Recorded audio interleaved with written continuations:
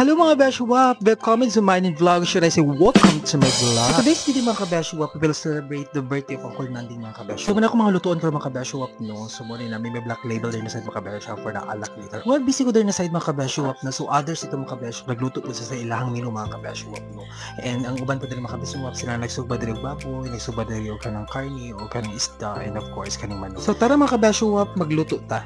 Good day mga Beshuwap, our recipe for today is pansit or should I say noodles dish. Ako nagibuhat na ko mga Beshuwap, nagipakupsan ako dira nga tuwang taba na karni. And atong lamas mga Beshuwap and of course ato nagibuhat tong karni nga mga Beshuwap, nabutan ato siya tuwi mga Beshuwap para na siya lasa da. Isagulan ako siya kanang atay sa manok mga Beshuwap no. Of course ako pa siya gisagula gamay na good na pasayan mga Beshuwap. Yeah, halo-halo na siya na very light mga Beshuwap. Di ko maluto na siya mga Beshuwap na ato na ilunod na ato ang carrots there. Okay, since ako drama karon mga Beshuwap, gusto na kuha ng pansit na mga Beshuwap na siya sabaw-sabaw na very light. Kay mama boy bet nila mga Beshuwap. So ilunod na ato ang oyster sauce mga Beshuwap. Pagbukal ng mga Beshuwap ato na ibutang dara nga ato ang repolyo mga Beshuwap. And then ato na siyang halo-halo na very light. Ug atong islunod na atong pansit mga Beshuwap no.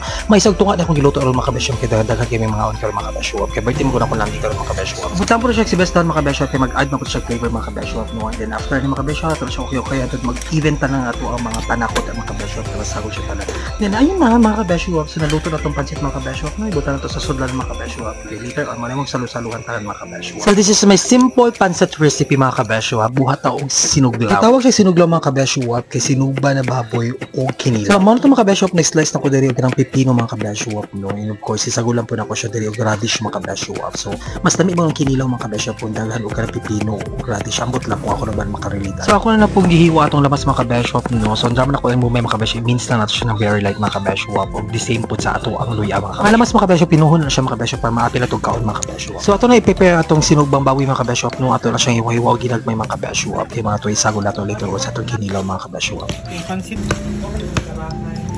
So mga mga Beshuwap, ibutang na to ang isda mga Beshuwap sa sudlan mga Beshuwap no. Then after this ato pong ibutang na to ang karni mga Beshuwap no ang lamas. I-mix siya ang drama ni mga Beshuwap. Sindali na kani siya lutuin mga Beshuwap. Ibutang na nato tong radish itong pipino mga Beshuwap. Then atong suka nato gitimplahan na mga Beshuwap with sili. Mas lami mo kunay sili mga Beshuwap sa kinilaw.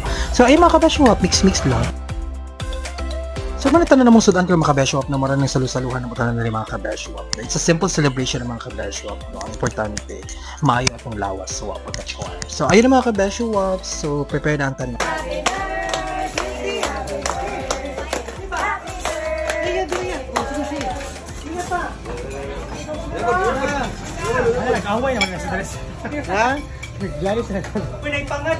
This is for today's video mga Beshuwap. Bye!